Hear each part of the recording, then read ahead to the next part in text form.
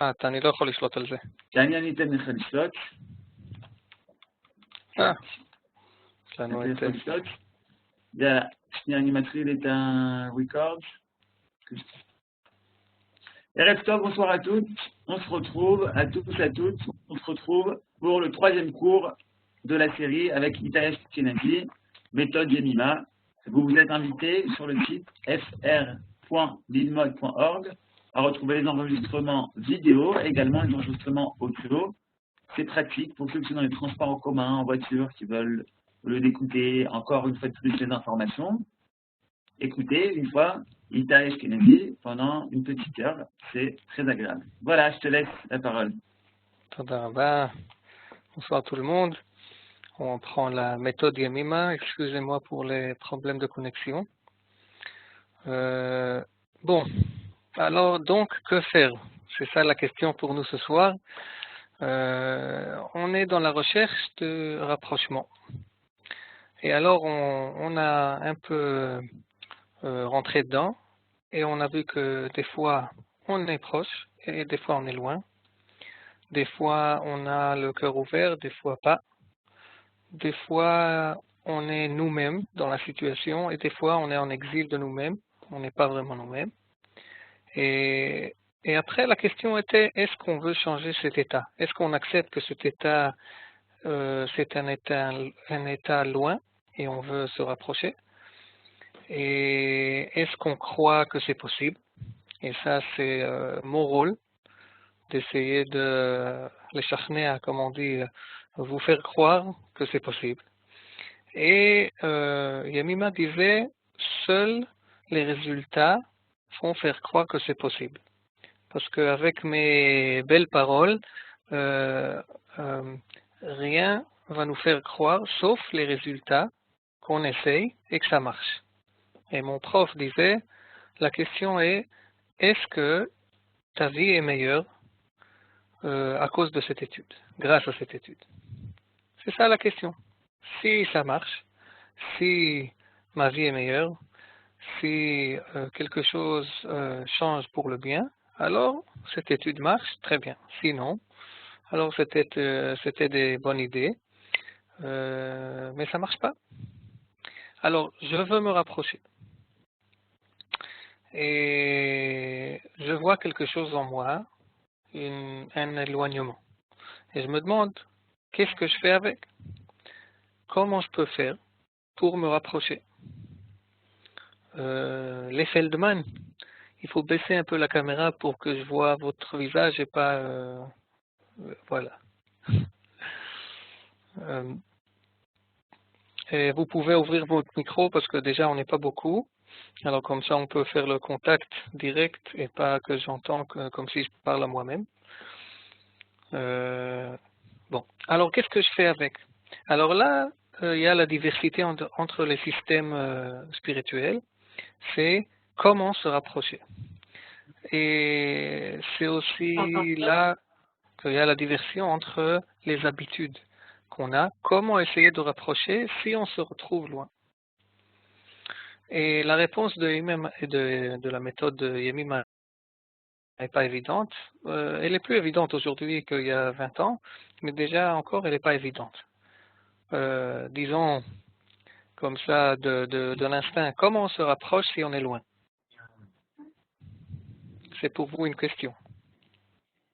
Vous nous entendez? On vous entend pas? Vous nous entendez? Oui. Ah, très bien. Est-ce que vous n'avez pas répondu voilà. à la question?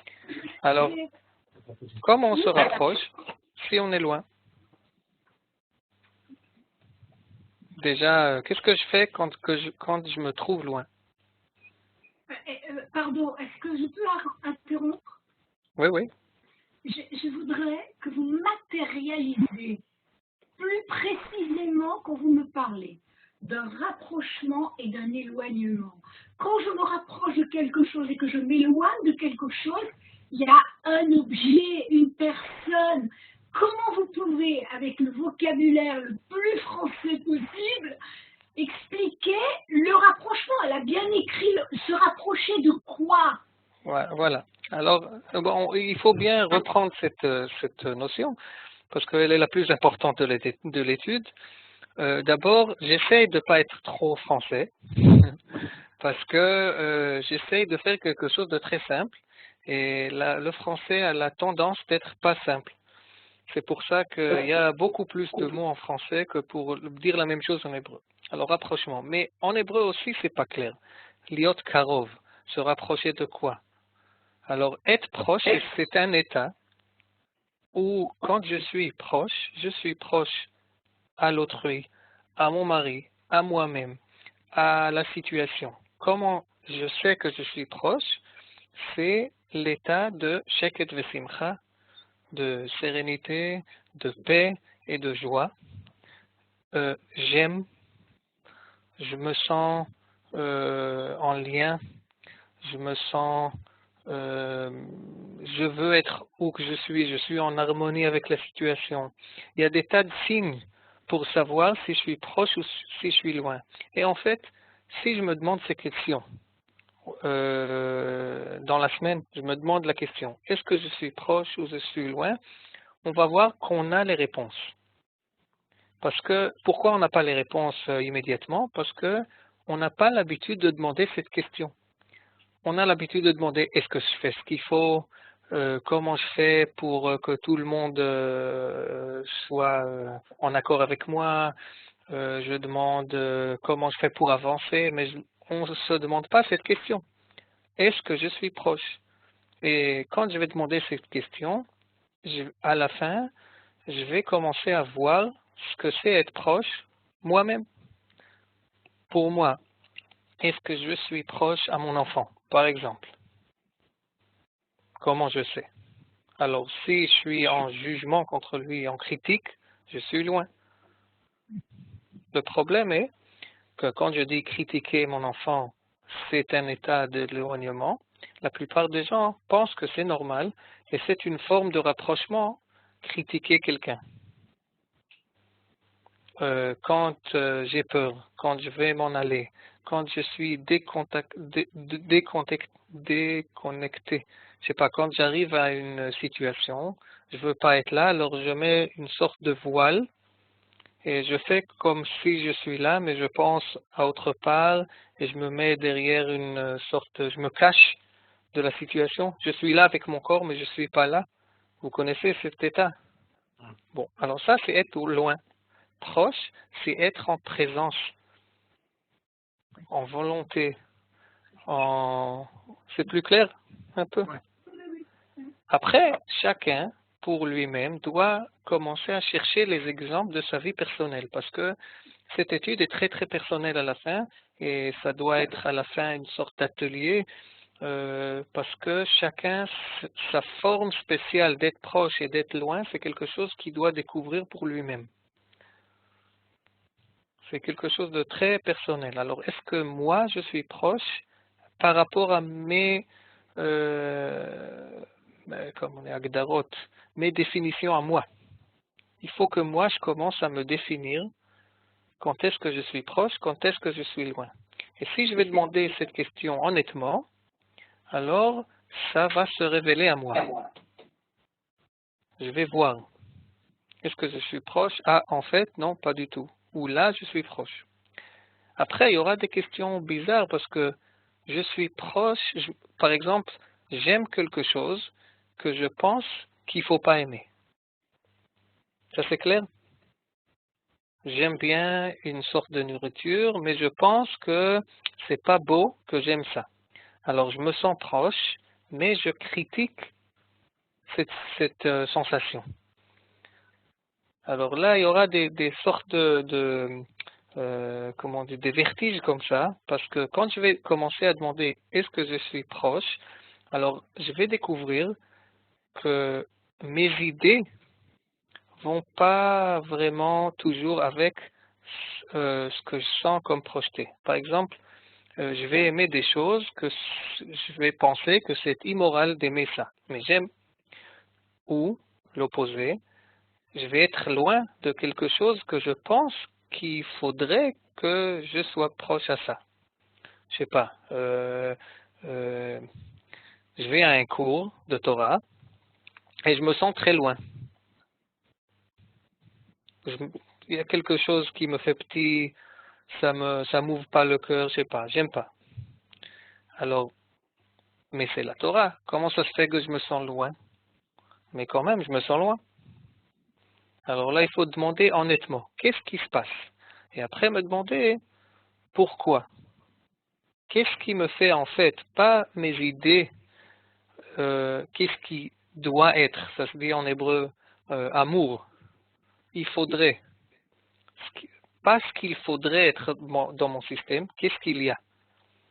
Alors, et je commence à me demander honnêtement, quand est-ce que dans la journée je me sens proche et quand est-ce que je me sens loin. Et tout d'un coup, je vais découvrir que je me sens proche avec certains gens et je me sens pas proche avec d'autres.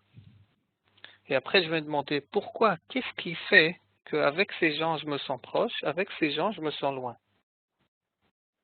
Et là, je vais commencer à me connaître, me reconnaître, je sais pas, me connaître de nouveau. Et je vais découvrir des choses que je ne savais pas sur moi-même. Qu'en fait, ça me fait du bien. Ça me fait du mal. Là, je me sens à l'aise. Là, je me sens pas à l'aise. Et on a reçu l'habitude de sauter au-dessus de ces sentiments normaux. De ne pas se demander comment je me sens ici. De faire ce qu'il faut et aller comme je sais pas, je prends mon petit gosse au kindergarten, comme on dit, au jardin des enfants, je sais pas comment ça dit. Jardin d'enfants. Quoi? Jardin d'enfants. Voilà. Et il se sent mal. Alors je lui dis, bon, il faut y aller. Mais peut-être la maîtresse, elle crie toute la journée et il n'a pas de copain et il se sent mal. Et moi, je commence à lui donner l'habitude que ça fait rien ce que tu sens, tu sautes au-dessus et tu vas au jardin d'enfants. Parce que c'est ce qu'il faut faire. Qu'est-ce qui se passe plus tard? Quand il aura 40 ans, il aura encore cette habitude. Il arrive quelque part, il se sent mal, il se dit, bah, il n'y a rien à faire, je vais quand même. Et c'est comme ça qu'une habitude se crée de sauter au-dessus du sentiment normal d'être proche et d'être loin. Et comme ça, peut-être, je vais recevoir l'habitude de me mettre en relation avec des gens qui me font du mal.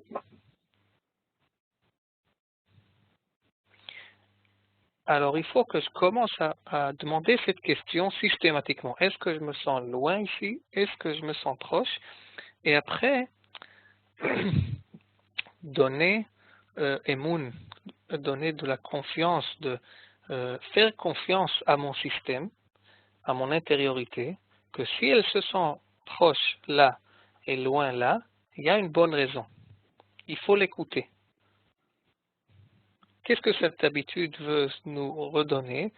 C'est la confiance que ce que mon intériorité dit a une bonne raison et il y a quelque chose qu'il faut écouter.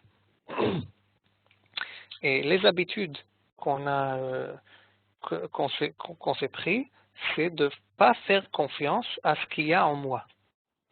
Écouter tout, sauf les réponses intérieures. Et si mon intériorité me dit quelque chose qui ne va pas avec la société, alors je lui dis tais-toi. Je ne l'écoute pas et je dis bah c'est des bêtises. Alors là, pour cette étude, il faut commencer à les shakem, récupérer, je sais pas, la confiance à mon intériorité, que je sais ce qui est bien, je sais qu'est-ce que je dois faire, je sais où il faut être, où il faut pas être. Il y a quelque chose en moi qui sait. Et des fois, l'éducation ou les habitudes familiales ou la société nous met en habitude de croire que moi, je sais rien. Et s'il y a s'il y a quelqu'un qui sait, c'est l'autre. C'est dehors. Et comme ça, je deviens dépendant de l'extérieur pour savoir ce qui est bien et ce qui est pas bien. Qu'est-ce qui s'est passé là? Ah, voilà. Alors, je reprends. Si je me sens loin et si je me sens proche, il y a une bonne raison.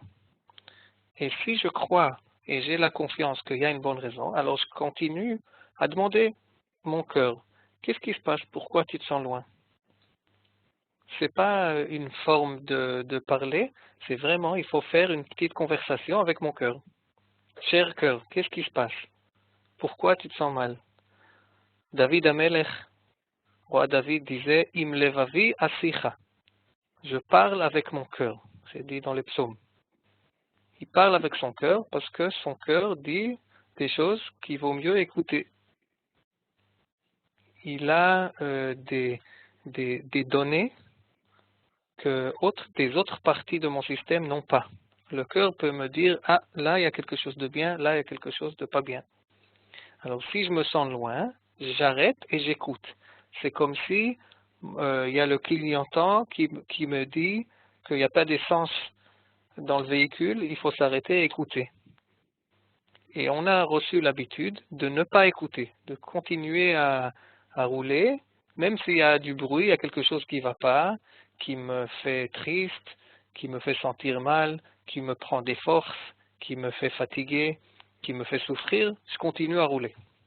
Alors pour cette étude, si je suis loin, d'abord, j'arrête et j'écoute. Je demande qu'est-ce qui s'est passé? Pourquoi, depuis 1 heure, je me sens tout d'un coup loin? Je ne sais pas pourquoi. Et quand je vais commencer à demander cette question et écouter, je vais recevoir les réponses parce que mon cœur veut me dire ce qui s'est passé. Pourquoi il me parle plus ou il parle très bas? Parce qu'il a l'habitude, mon cœur, que je ne l'écoute pas. Alors, après un certain temps, il arrête de parler parce qu'il est désespéré. Il dit, ah, il n'y a rien à faire, il ne va pas m'écouter, n'importe quoi, alors pourquoi parler? Mais mon cœur toujours veut être copain avec moi.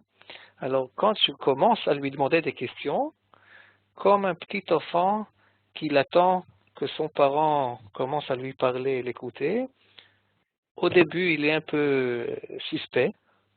Il dit, ah, peut-être on me demande, mais on va pas m'écouter. Peut-être on me demande pour me battre encore dessus, pour me faire critiquer, je sais pas quoi. Mais s'il voit que tu es sérieux et tu es honnête, alors il va te donner sa parole. Il va te donner la simcha, la joie, la paix, et il va te donner encore le courage de vivre ta vie comme il faut la vivre. En courage, en liberté, en amour, en se rapprochant à l'autre, ve'ahavta l'ereacha kamocha, tout ce qu'il faut. Et déjà, mais il faut avoir confiance que comment faire, en fait, je le sais. Comment se rapprocher, je le sais. Il faut seulement, Yamima disait, Mahut choseret limkoma. L'essence revient à sa place. En fait, ce qui s'est passé, on est en exil, mais toujours on peut retourner, faire le retour à notre point intérieur qui sait comment faire. Qu'est-ce que je fais? Alors j'écoute mon cœur et je reçois la réponse. Yemima disait, Kshuva leliba timtsat shuvata. Si tu écoutes à ton cœur, tu vas trouver ta réponse.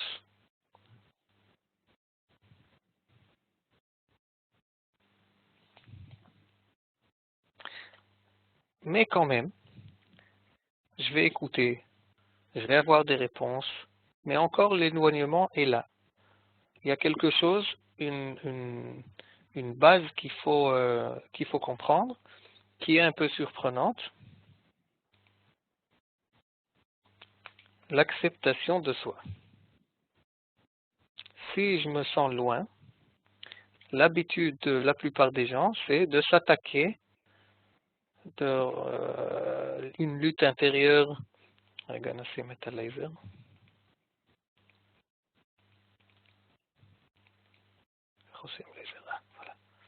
Une sorte de lutte intérieure, une sorte de jugement autocritique, tout sauf l'acceptation de soi. Parce que on a l'habitude de se להנהיג את עצמנו, nous faire bouger, nous faire avancer avec de l'attaque, avec une lutte, avec un rejet de soi. Et on veut apprendre un nouveau, peut-être un ancien nouveau, se rappeler du vrai chemin pour avancer. Comment je fais avancer quelqu'un? Comment je fais avancer moi-même? Comment je fais avancer quelque chose dans ma vie? C'est avec l'acceptation de soi.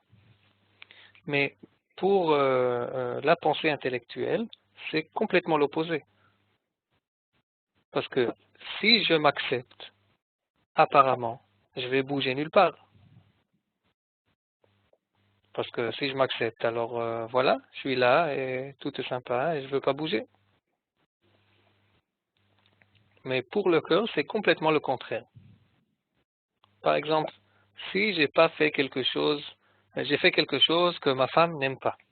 Alors si elle me critique, est-ce que demain, j'ai plus envie de jeter la poubelle? Alors, normalement, si j'écoute, non, j'ai pas envie. Mais si quelqu'un me donne l'amour, j'ai envie de lui donner encore. C'est la même chose avec notre système intérieur. On a reçu cette idée bizarre, comme si je me donne pas l'amour, je vais avancer. Et en fait, c'est complètement l'opposé. Si je vais me donner de l'amour, je vais avancer. Parce que quelqu'un qu'on l'aime, il a envie de sortir sa lumière.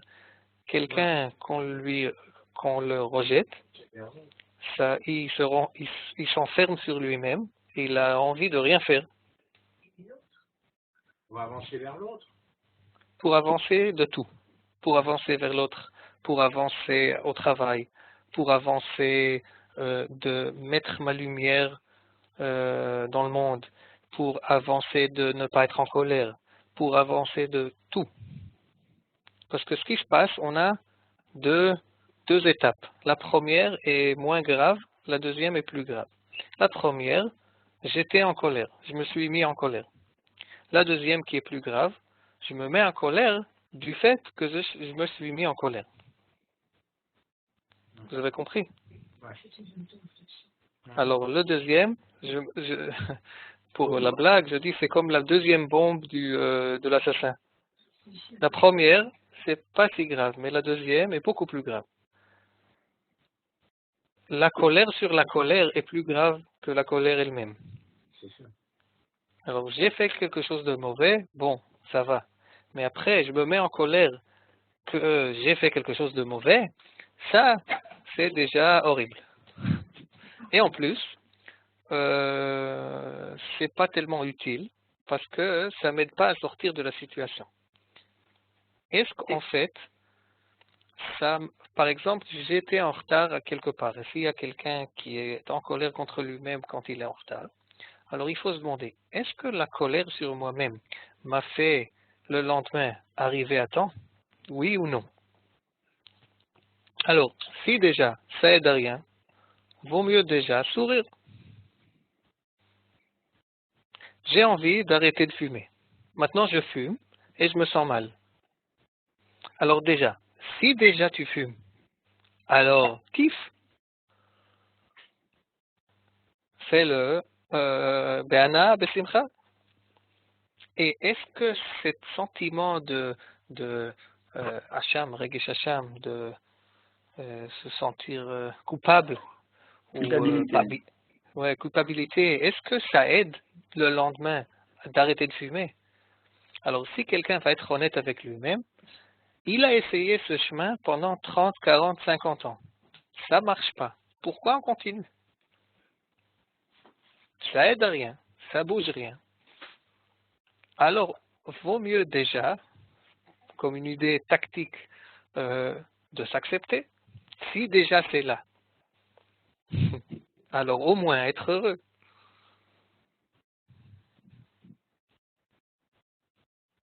Après, c'est encore plus bizarre que si je m'accepte, c'est là que je vais arrêter de fumer. Mais c'est contre la pensée normale. Ça me semble comme si je m'accepte, tout va se gâcher. Le monde va écrouler, je sais pas comment on dit. Voilà, c'est la fin du monde. Mais si on essaye de s'accepter, on va voir des miracles.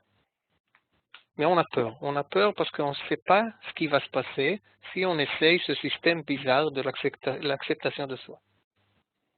Et la plupart des gens ont tellement peur qu'ils n'ont jamais essayé.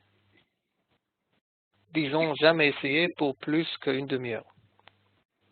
Mais qu'est-ce qui se passe si j'essaye de faire une nouvelle habitude, de m'accepter systématiquement, tout le temps? Pendant une semaine, une petite essai comme ça, je m'accepte n'importe quoi. Ou disons autrement, j'accepte pas des excuses pour me rejeter. Il n'y a pas d'excuse pour le rejet. Le rejet, c'est un péché. Le rejet de moi-même. Alors, je me donne pas des excuses pour faire ce péché de me rejeter, de m'attaquer, de lutter contre moi-même.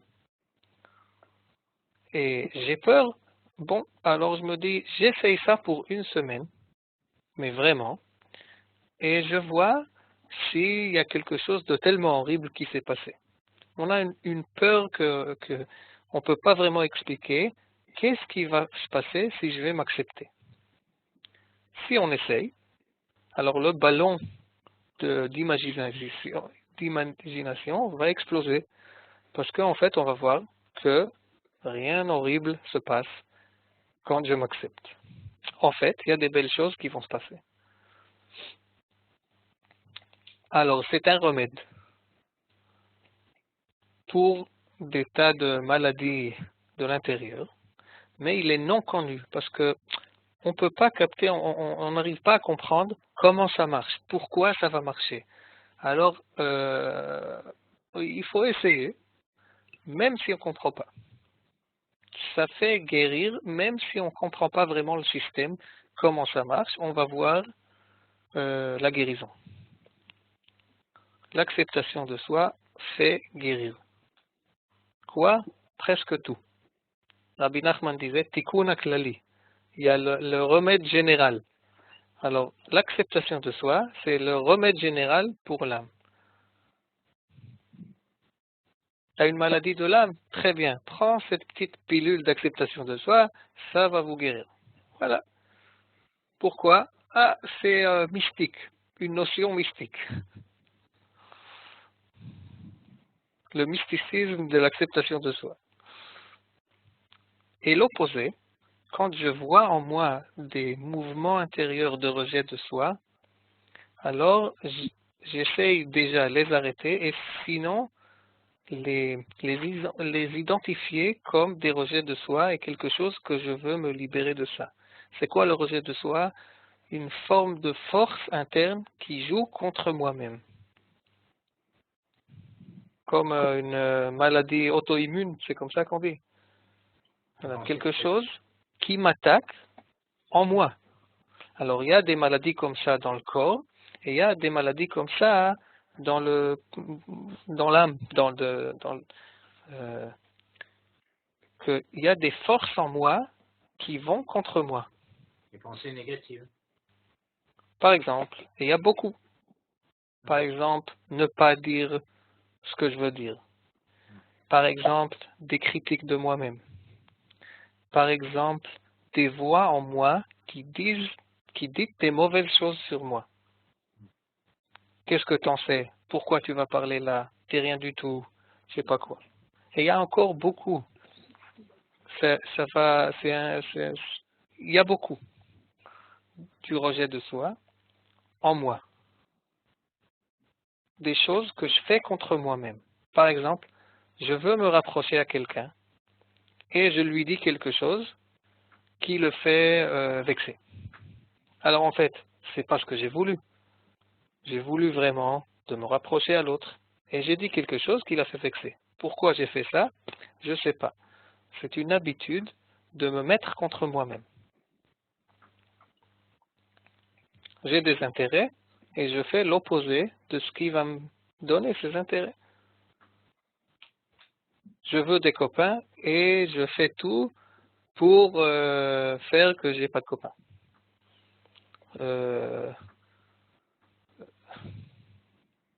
Je veux qu'on sache quelle valeur j'ai au travail, mais je dis jamais ce que je vaux et je dis pas que je veux ce projet et je me tais. Et après, je suis en colère pourquoi personne ne sait ce que je vaux. Mais je le dis jamais. Pourquoi? Alors, qu'est-ce que je fais quand je fais cette découverte du rejet de soi? Je m'accepte. Je me dis oui, je vois cet éloignement, mais je m'accepte comme je suis avec cet éloignement. Toujours l'acceptation de soi, c'est quelque chose qu'on fait maintenant. Pas après que je vais me corriger, après que je veux faire quelque chose de je sais pas quoi. Je me dis, ça s'appelle Ahava she'enat tluya badavar. Nous, on se donne l'amour conditionnel. Je vais m'aimer si je vais réussir d'être bien, je vais être gentil, si je vais arriver à faire ce qu'il faut faire au travail, si, et si, et si, et si. L'acceptation de soi, c'est je me donne l'amour sans condition. Maintenant, comme je suis, sans, sans me raconter des histoires, je sais ce que j'ai fait. Je sais que j'ai dit des mauvais mots. Je sais que je suis loin. Je sais que j'avais peur et pour ça, j'ai fait l'opposé de ce que je veux. Oui, je sais. Et maintenant, je m'accepte comme ça. Oui, mais c'est pas parce que je reconnais que je vais m'accepter. C'est deux étapes complètement, à mon avis, qui ne peuvent pas, qui ne sont pas en corrélation. Oui. C'est-à-dire que je suis au stade de reconnaître, par exemple, une sorte de faiblesse, mais accepter cette faiblesse, Voilà. je la reconnais, mais je peux très bien la rejeter. Est-ce que vous comprenez? Oui, je comprends très bien. C'est pour ça que je dis, donc, que faire? J'ai vu, j'ai reconnu l'éloignement. Maintenant, qu'est-ce que je fais? Il y a deux étapes très simples. C'est quelque chose que j'ai appris, un des premiers cours de Yemima qui a changé ma vie. Identifier, accepter. Zihui, Kabbalah Atzmit. Essayez, c'est une méthode. Qu'est-ce qu'on fait? On fait search and destroy. Nous, même sans se dire, qu'est-ce qu'on fait? On identifie et on attaque. Alors c'est pour ça que le Cheshbon Nefesh, le regard à l'intérieur, est pas sympa. Parce qu'on a des yeux avec beaucoup de critiques. Alors quand on voit quelque chose, immédiatement on attaque et on critique. Alors ce qu'on veut changer, c'est Zihui Kabbalah Atzmit. Voir et accepter. Et si on fait ça régulièrement, systématiquement, ça va changer presque tout. C'est tout ce qu'il y a à faire, c'est tellement simple, mais il faut le faire systématiquement et sans presser les résultats, et ça va nous donner des résultats incroyables, seulement ça. Excusez-moi, mais dans l'acceptation, il y a la volonté. La volonté de quoi? La volonté de vouloir changer. Ça veut dire, je peux reconnaître. Enfin, je m'excuse, je fais beaucoup de psy, donc c'est pour ça que je suis très très intéressée par vos cours. Donc, on a une identification de tout ce qui est négatif, mais on peut reconnaître, mais arriver au stade de l'acceptation parce qu'on accepte et qu'en acceptant on guérit, c'est une notion qui est plus empirique. Ça veut dire qu'il est... bon, on peut l'admettre, mais c'est pas forcément la vivre. Oui, alors c'est parce qu'on a des habitudes de rejet de soi. C'est exactement ce que je dis. C'est surprenant et c'est pas évident. Oui. Et c'est même l'opposé de beaucoup de systèmes intellectuels et psychiques qui utilisent la méthode de lutte pour changer quelque chose. Et ce qui est bizarre dans cette méthode de Yemima, et les résultats vont convaincre. Parce que si on essaye, systématiquement, on va voir ce que ça donne. Mais on n'ose pas. On a peur de s'accepter comme si quelque chose de mauvais va se passer. Alors si on essaye, par exemple, une semaine sans critique du tout. Je ne me critique pas et c'est tout. Pour une semaine, qu'est-ce qui se passe? Alors ce qui va se passer, que je vais voir que je n'arrive pas. Que la critique n'est pas un choix. C'est une étape intermédiaire avant l'acceptation. Je n'ai pas décidé d'accepter. Si je décide, je prends la décision. Oui, oui aussi. Il faut se décider parce qu'on ne veut pas en fait. On ne veut pas accepter parce qu'on a peur. Il faut déjà vouloir accepter. Mais Après se décider. Il semble que le fait de décider, ça met en marche déjà quelque chose. Oui, oui, déjà c'est beaucoup. En fait, je dirais plus que ça. Je décide de m'attaquer moins fort. C'est déjà beaucoup. Bon, je m'attaque, mais 90%, pas 100%. Je prends le bâton, je me tape sur la tête, mais moins fort. Ah, c'est déjà quelque chose. Et je me moque pas du tout parce que les pas d'avancement dans l'acceptation de soi se font petit à petit. Alors déjà, si j'accepte de m'attaquer moins fort, déjà ma vie est meilleure pour cette semaine. Et petit à petit, j'essaye de m'attaquer même encore un peu moins fort et peut-être attendre et peut-être après faire la folie de me donner de l'amour au lieu de bâton. Et ça sent comme la folie, mais en fait, ça va nous guérir. Et je peux poser une question? Oui. Est-ce que la différence, c'est justement le choix? C'est-à-dire que je fais un choix, quel qu'il soit de me critiquer, même si c'est un petit peu moins, soit de ne pas me critiquer. Je fais une expérience, mais c'est moi qui choisis. Je ne me laisse plus mener par l'instinct ou par l'habitude. Ouais. Alors ça, c'est l'important, c'est de voir que je veux choisir choisir mon attitude envers moi-même et découvrir que il y a une partie au moins de mon attitude envers moi-même qui est habituelle et pas un choix. C'est ça. Ça s'appelle dans l'étude de Yemima Ergeli Velo Akarati. C'est habituel, c'est pas un choix et on a l'habitude de se rejeter. Pourquoi? On va essayer de parler un peu aujourd'hui, mais ça passe de génération à génération comme un petit cadeau. Les habitudes de rejet.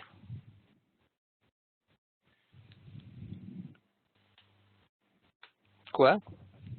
Par exemple, si je tombe par terre, j'ai couru, je me suis amusé, j'ai couru, mais il y avait de l'eau par terre. Bon, je suis tombé, j'ai reçu un coup sur la tête. Et ma mère me dit, ah, je t'avais dit de ne pas faire ça. Je t'avais dit de ne pas courir sans les chaussures. Bon. Alors, conclusion. D'abord, j'ai reçu un coup sur la tête. Et en plus, je suis idiot. Parce que j'ai pas écouté ma mère. Alors déjà, le coup, ça fait mal. Mais le deuxième coup du rejet et de la critique de ma mère, qui en fait, ma mère s'est sentie coupable. Et c'est pour ça qu'elle a dit ça. Parce qu'en fait, elle aime son gosse. Elle n'aime pas qu'il reçoive un coup sur la tête. Pourquoi elle dit cette phrase bizarre, je t'avais dit? Je t'avais dit parce qu'elle se sent coupable. Elle ne sait pas quoi faire.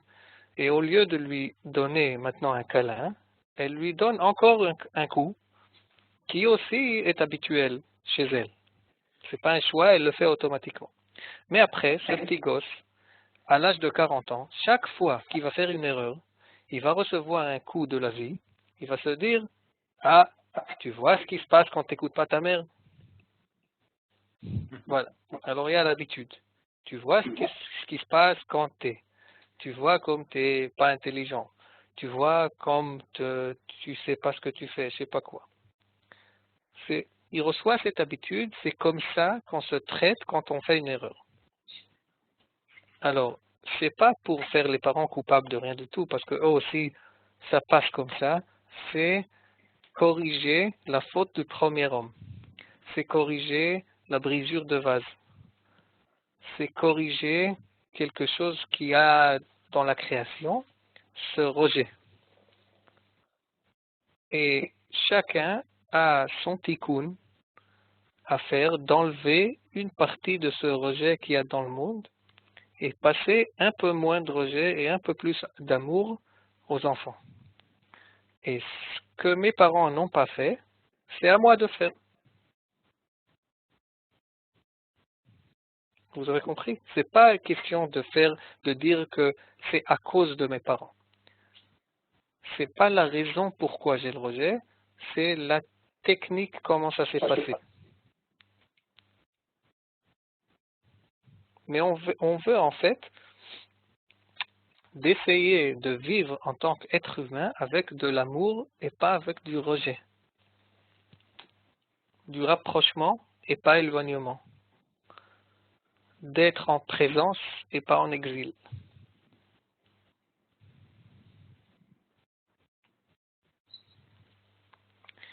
Alors, c'est quoi un aboutissement spirituel selon notre étude? L'aboutissement spirituel, c'est de savoir et accepter que je suis aimé et souhaité. En religieux, Ahavta otanu veratzita banu, qu'on est aimé et souhaité, sans condition.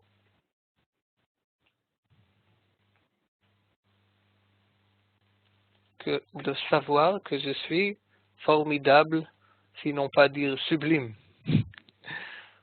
Je suis un être exceptionnel, formidable, sans lien avec ce que j'ai réussi ou non, ce que j'ai fait ou non. Oui, je sais que c'est bizarre. Me traiter avec bonté, avec de la compassion, et pas avec de la rigueur, non pas dire de la cruauté, je sais pas comment on dit, pas être cruel envers moi-même. C'est normal que quand je vais reprendre ces habitudes d'être bon à moi-même, bon envers moi-même, je vais faire la même chose pour les autres, parce que normalement, on donne à nos copains le cadeau qu'on veut nous-mêmes recevoir. C'est comme ça. Oui, avec le mari, elle lui achète le chocolat qu'elle voudrait qu'il lui amène. Alors on achète le cadeau qu'en fait on voudrait recevoir. Alors c'est la même chose avec cette attitude. Quand moi, je pense que pour moi-même, c'est un bon cadeau d'être bon et avec compassion et m'accepter, je vais faire la même chose pour tout le monde. Je vais accepter les autres. Je vais être bon envers eux-mêmes. Je vais éduquer mes enfants que c'est comme ça qu'il faut faire après une erreur, s'accepter et pas s'attaquer. Et je vais commencer à faire à mon entourage une sorte de, je sais pas, des vagues d'acceptation et de bonté. Mais ça commence toujours par moi-même. Il faut que j'ai... Excusez-moi, on peut très bien avoir de la bonté ou de la compassion envers les autres sans avoir de la bonté pour soi-même. Non. À mon expérience, ce n'est pas possible. Ce n'est pas possible d'être, parce que c'est Mishpat Echad Yelachem. Non, mais peut-être pas la bonté, mais avoir de la rigueur avec soi-même. Voilà. C'est ça que tu veux dire. La même chose. C'est pas possible. Si on a la rigueur envers nous-mêmes, on a la rigueur envers l'autre. Et si des fois on n'est pas rigoureux envers l'autre, c'est peut-être parce qu'on pense qu'il ne peut pas recevoir la rigueur parce qu'il n'est pas assez fort. Parce que s'il aurait été fort comme moi, alors je lui aurais donné sur la tête. Ce n'est pas possible parce que on juge tout le monde avec les mêmes critères, nous-mêmes et l'autre. Et s'il y a quelque chose qui est pas, il n'y a pas de symétrie, alors il faut vérifier où il y a une illusion. Et quand on est bon avec l'autre et rigoureux avec moi-même, peut-être ça vient pas d'amour, peut-être ça vient de la peur, peut-être ça vient de lutte contre moi-même, que je laisse tout et l'autre je lui donne tout. Il y a une génération, on dirait que c'est une influence chrétienne. Pour notre étude, on dirait que c'est une habitude de rejet de soi-même qui se masque comme chesed, comme grâce. C'est pas la grâce, c'est la peur. Si on a de la compassion pour quelqu'un et qu'on est rigoureux avec nous-mêmes, c'est que l'on masque notre compassion. Il faut vérifier. Je dis ça comme idée, il faut vérifier. Et ce que je vous donne comme examen simple, quand je suis en grâce envers l'autre, allez voir ce qui se passe dans mon cœur. Est-ce que je l'aime à ce moment que je fais cette grâce? Par exemple, si je vais avec mon mari à un endroit qui veut aller, moi je veux pas. Alors je vais dire, je fais une grâce. Si je cherche ce qui se passe dans mon cœur à ce moment, je vais voir qu'il n'y a pas d'amour. Quand on fait la grâce illusoire, on perd immédiatement l'amour dans le cœur. Vous donnez une restriction du terme amour. Quoi? C'est très restrictif votre définition de l'amour. Non, je dis que ça se passe. Je dis pas une définition. Il faut vérifier. Si c'est pas vrai, alors c'est pas vrai. Mais quand moi, maintenant je parle de moi personnellement, je sais quand je fais quelque chose pour un copain, pas des bonnes raisons, immédiatement je commence à me mettre en colère envers lui. Immédiatement je l'aime moins. Parce que je le fais en tant qu'esclave et l'esclave ne peut pas aimer son patron. Alors quand je donne quelque chose de la bonne volonté, de l'amour, de la vraie grâce, je l'aime. Mais je sais que c'est très difficile. Il faut vraiment être honnête. Qu'est-ce qu'on ressent à ce moment? Est-ce que je sens l'amour, mon cœur s'élargir, mon système? Est-ce que je sens proche à l'autre quand j'ai cédé à quelqu'un? J'ai cédé, je suis allé au restaurant que lui voulait aller et pas où moi je voulais aller. Bon, alors j'ai cédé, c'est un acte d'amour. Alors pourquoi je me sens tellement loin tout le repas? C'est ça la question qu'on ne se donne pas la réponse. Et la charité alors? Alors il y a la charité vraie et la charité illusoire qui n'est pas charité. Dans le langage de Yemima, on dirait il y a la charité et il y a la charité qui n'est pas charité. Il y a la grâce qui n'est pas grâce. Il y a aussi la rigueur qui n'est pas rigueur. Il y a le renforcement qui n'est pas renforcement. Il y a toujours des jumeaux pas identiques. Il y a le plus et le moins. Quoi? Il y a le noir et le blanc, quoi. Il y a Abraham et Lot. Voilà. Il y a les jumeaux pas identiques, mais ils ont l'air vraiment jumeaux. Okay. Et il faut commencer à voir qu'il y a les deux, et un est complètement pas comme l'autre, mais ça a l'air un peu la même chose. Voilà, j'ai donné quelque chose à quelqu'un, et là j'ai donné quelque chose à quelqu'un. Mais c'est complètement des mouvements intérieurs différents. Là c'était de la peur, et là c'était de l'amour. Pas la même chose, mais ils se disent les deux comme la grâce. Alors une fois c'est la grâce, une fois c'est l'habitude de me laisser tomber et de faire l'opposé de ce que je veux et d'être esclave. Alors il faut vraiment se demander lequel des jumeaux est venu me visiter. Est-ce que c'est la grâce ou comment on dit, le tarposet, comment Purim, le déguisement de grâce.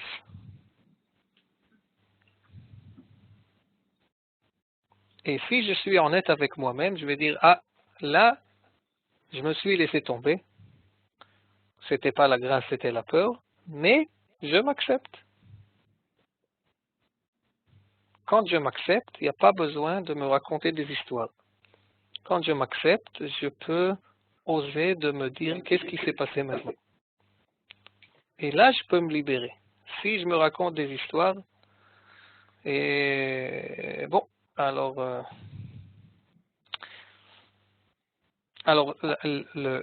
l'idée, c'est que on traite tout le monde de la même mesure.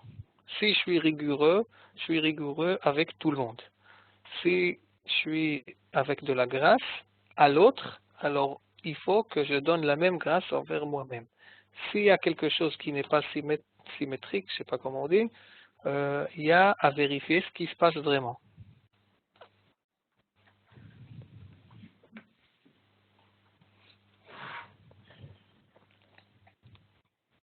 Alors, comment en fait s'accepter?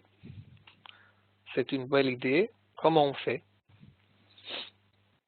Alors, bon, il faut commencer à essayer et trouver notre système, notre idée, notre manière, comment s'accepter. Mais quand même, on va donner des bases, disons, intellectuelles, des bases théoriques pour s'accepter. Le superflu. En hébreu, ameyutar. Quand je vois quelque chose que je n'aime pas en moi, la peur, l'attaque, se vexer, être loin, je sais pas quoi. Bon, c'est là. Ce n'est pas moi. Je suis formidable, je suis sublime, je suis exceptionnel, je suis aimé. Mais il y a en moi des parties de superflu qui se sont greffées sur moi. C'est pas moi, c'est là. Je prends responsabilité, mais je ne m'identifie pas avec ça. Je ne suis pas colère. Il y a un petit visiteur qui s'appelle colère en moi. Moi, je ne suis pas en colère. Il y a la colère en moi et moi, je ne suis pas colère. C'est comme si un véhicule qui s'est sali de boue. Alors, c'est pas un morceau de boue. C'est une belle voiture avec un peu de boue dehors. La même chose avec toutes les midot hashvurot, toutes les comment on dit, les valeurs brisées, tous les mouvements intérieurs brisés, la colère, tout ce qu'on avait dit, le meyutar, c'est le superflu. En quoi c'est superflu? C'est des méthodes anciennes pour survivre. Ça, c'est encore une petite bombe. Oui. C'est une méthode ancienne qu'on s'est trouvée pour survivre dans un état qu'on se sentait qu'il avait besoin de survivre. Yemi m'a donné un petit exemple, c'est il y a deux gens qui se baladent au milieu de la ville avec un bateau sur la tête. Alors tout le monde leur demande qu'est-ce qui se passe, pourquoi le bateau? Ils disent il y avait une fois, il y a 30 ans, il y avait une inondation. Bon, ça va, c'était il y a 30 ans. On ne sait jamais. Alors il y a un bateau sur la tête parce qu'il y a 30 ans, il y avait une inondation. Le bateau est lourd, il n'est pas utile et il ne nous permet pas de vivre. Mais on a peur que si on enlève ce bateau, il y aura encore l'inondation et ça ne va pas aller bien. Alors ce bateau est le superflu, quelque chose en trop qu'on garde parce qu'on n'a pas le courage de laisser tomber et vivre maintenant, et pas avec ce qui s'est passé il y a très longtemps. Alors c'est une habitude qui m'a gardé, qui m'a aidé à survivre, mais maintenant est contre moi. Alors par exemple, s'il y a un enfant qui a reçu beaucoup de critiques, et pour lui la chaleur des parents c'était important, et il s'est enfermé. C'était une idée excellente pour survivre. Mais après, quand il a 50 ans, il ne peut pas se rapprocher à sa femme parce qu'il est enfermé. Alors, à 3 ans, c'était une bonne idée de survivre. À 50 ans, c'est le superflu qui m'empêche de me rapprocher à quelqu'un. Alors on a une belle phrase là. Tout ceci n'est que façade. C'est à l'extérieur de moi, ce n'est pas moi. Et la façade, elle peut être protectrice aussi. Quoi? La façade, elle peut être protectrice. Voilà. Elle était protectrice. Et la question qu'on commence à se demander, est-ce qu'elle est encore protectrice ou est-ce que maintenant, en fait, elle empêche le rapprochement et elle ne nous protège pas, elle nous empêche de bouger? Et pourquoi on se sent encore besoin de se protecter, de se protéger? Alors il faut se rassurer et dire, voilà, il n'y a plus besoin de se protéger. Surtout de ce qui sont proches à nous.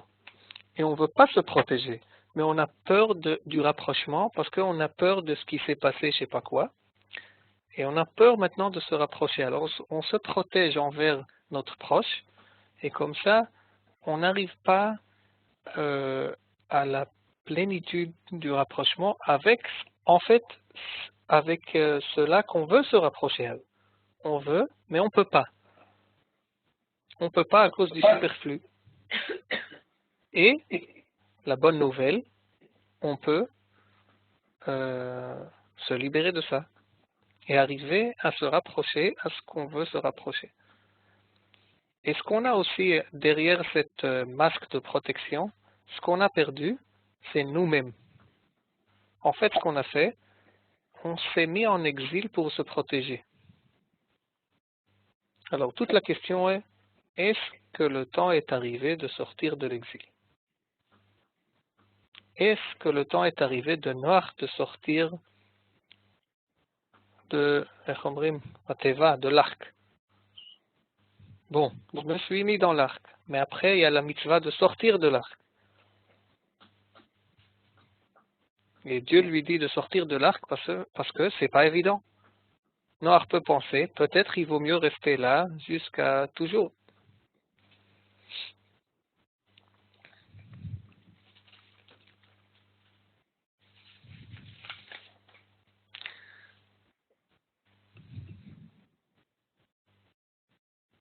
Et l'acceptation de soi aussi, c'est de savoir qu'en fait, je voulais pas faire ça.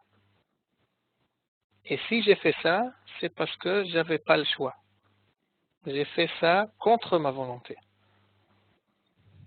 Et aussi maintenant, quand je me suis mis en colère, je voulais pas. Quand je me suis enfermé, je voulais pas. Quand j'ai cédé de la peur, je voulais pas.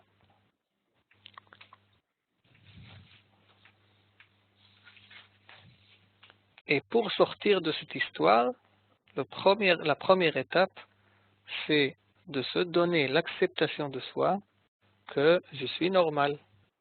Bon, j'ai des anciennes habitudes de me masquer, de me renfermer, de me mettre derrière des tas de protection. Je m'accepte, mais je me donne une sorte de câlin, une sorte de compassion, et je me demande, et je demande mon cœur, bon, tu t'es renfermé, tu veux sortir, je vais t'aider. C'est possible. Alors, quand il va voir qu'il y a quelqu'un d'adulte qui veut bien l'aider de sortir de cet arc, alors il va sortir. Et qu'est-ce qui va se passer quand il va sortir? Bon, ça va être très beau. Il peut se sentir vulnérable aussi. C'est pour ça qu'il ne veut pas sortir. Mais si on va lui dire, bon, c'est moi maintenant qui va te garder, et on n'est plus vulnérable. On a 50 ans, on n'a pas 3 ans. Alors, on va arriver de trouver une force, pas avec de l'armure. Une force sans armure. Une vraie force. Bon, questions, remarques, objections, attaques, rejets. Le micro est à vous. C'est beaucoup de matériel, hein? Ouais. Il y a quoi travailler cette semaine. Itai, Oui. tu as parlé au début du cours de rapprochement. Oui. Et est-ce que c'est en rapport avec à part ben un ratsouille et la matsouille? Ça veut dire, on imagine une image de nous-mêmes, par exemple, un exemple. On a écouté à la yeshiva qu'il faut être Talmid Chacham, qu'il faut étudier tout en la Torah. C'est un ratsouille. Et le matsouille, c'est que après 2 dates de Gemara dans la journée, on ne tient plus à la yeshiva. Voilà. Alors, c'est une belle question. Pourquoi? Parce que c'est une façon d'être loin qui n'est pas identifiée comme éloignement. Je vais dire la question. Ah, tu veux réexpliquer la question? Oui, je vais expliquer la question. Quand j'ai une imagination que il faut que je sois un Talmid Chacham. Il faut que je sois un tzaddik. Il faut que je prie pendant 3 heures. Il faut que je fais un travail beau, je sais pas quoi. Et je ne suis pas là. Alors, c'est un état d'éloignement. Parce que tout le temps, je me sens que je ne suis pas quelque chose. Oui, mais par rapport à un exemple, par rapport à un modèle qu'on a donné. Oui, alors c'est ça le problème. Parce que si le modèle nous fait loin, alors il y a un problème. Oui, mais peut-être que ça, c'est une étude pour 1 heure, mais déjà, c'est génial que c'est là, parce que identifier que le fait que j'ai une idée d'un modèle, comment je dois être, et tout le temps, je me mesure vers ce modèle et je ne suis pas là, alors qu'est-ce qui se passe? Je suis tout le temps loin. Comme je suis tout le temps pas là. Et projeter, ça veut dire je suis là, je suis arrivé. Et être loin, c'est tout le temps se sentir que je ne suis pas arrivé encore. Mais peut-être que le modèle absolu ne correspond pas au modèle de cet individu-là. Bon, ça, il faut faire un cours séparé pour cette idée parce que on a ouvert un grand... Mais c'était une question très importante. Oui, ces modèles-là nous font loin. Il y a la mère idéale, il y a le tzaddik idéal, il y a le je sais pas quoi qui me fait tout le temps sentir que je ne suis pas là. Alors ça, c'est une attaque. Mais c'est le côté externe qui n'est pas là. Alors qu'est-ce qu'il faudrait faire? Ça veut dire je suis comme je suis, mais je ne serai jamais comme ça? Ou est-ce que comment c'est votre... Ou alors je tendrai... Oui, voilà. Si je m'accepte, alors je ne serai jamais là. Ben alors, voilà, d'abord, deux questions. Est-ce que vraiment, si je m'accepte, je n'arriverai pas là? Et deuxième question plus grave, c'est qu'est-ce qui est mauvais avec ce que je suis maintenant? C'est ça qu'il faut commencer à se demander. Qu'est-ce qui ne va pas avec moi maintenant? Parce que tout le temps on se dit, tu ne vas pas. Il y a quelque chose avec toi qui ne va pas. C'est une attaque. Et l'opposé, c'est, tu es formidable. Tu es aimé. Tu es voulu. Tu es très bien. Et le rejet de base, c'est une voix en moi qui me dit, il y a quelque chose qui ne va pas avec toi. Mais ça, c'est pas dans les cas que vous avez donnés, c'est un problème d'ego. C'est avec moi-même, c'est un problème d'ego, c'est une sorte de vanité. Quand on peut dire, ça peut cacher quelque chose de beaucoup plus... c'est une très grande faiblesse aussi de pouvoir dire oui, mais je ne serai jamais à ce niveau-là. Moi, je pense que ça, c'est pas une faiblesse, mais de la force. Non, c'est en fait de la force de dire je suis formidable. Non, je suis... Oui, je sais que c'est un peu, ça donne le vertige ce que j'ai dit là, mais essayez de me demander qu'est-ce qui ne va pas avec moi maintenant.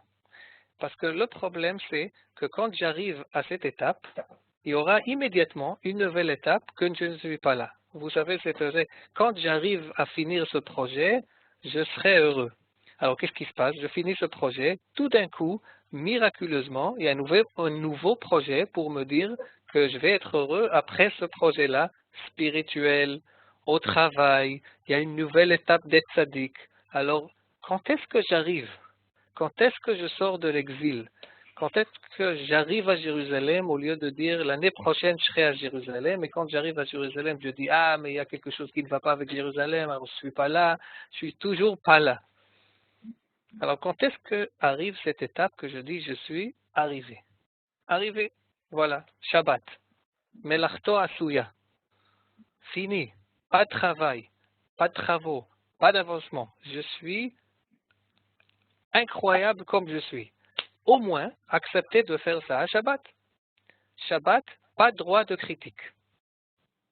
Kol melachto asuya, tout son travail est fini, à l'extérieur et à l'intérieur. Il n'y a pas d'avodat amidot à Shabbat. Qu'est-ce que j'ai pas fait de shabbatique? La mission de Shabbat, le challenge, je sais pas, le projet spirituel de Shabbat, Le c'est... défi. Oui, le défi de Shabbat, c'est de se sentir parfait. Ça, c'est Shabbat. Bon, 6 jours, je vais travailler sur les midot. Bon, mais quand Shabbat rentre, je me dis, il n'y a pas d'avodat à midot. Fini. Shabbat, olam haba. Je suis arrivé. Voilà. Alors, bel Shabbat d'acceptation de soi, d'arriver, d'être bien heureux avec ce que je suis et savoir que on est aimé et voulu comme on est. Voilà. Et en fait, on n'est pas en exil à Shabbat. Ouais. On n'est pas en exil. Je crois que je suis. Top. Itai, merci beaucoup. Je sais qu'on a encore plein de questions, on a ouvert beaucoup de sujets. Alors, déjà, je voudrais te dire, tu as parlé du Shabbat, ça m'a rappelé un cours où j'étais présent. Et c'est devenu un peu une blague avec ma femme. Je lui dis, quoi qu'on fasse, Shabbat Nechneset. Quoi qu'il arrive, Shabbat y rentre. Alors, moi, je suis un peu dans la lune, ça marche quand je dis ça, et ma femme, elle est plutôt sur terre. Mais je dis, il faut faire la sponge là, vite, vite, c'est quoi ça? Mais ça nous aide parfois, ça nous aide un petit peu. Bref, en tout cas, merci beaucoup. C'est vraiment un cours qu'on peut réécouter. Je pense qu'à chaque fois qu'on réécoute ces paroles, on a d'autres exemples, chacun dans la tête qui nous viennent. Donc, vous pouvez retrouver le cours. Et voilà pour le moment, une seconde, j'arrête l'enregistrement.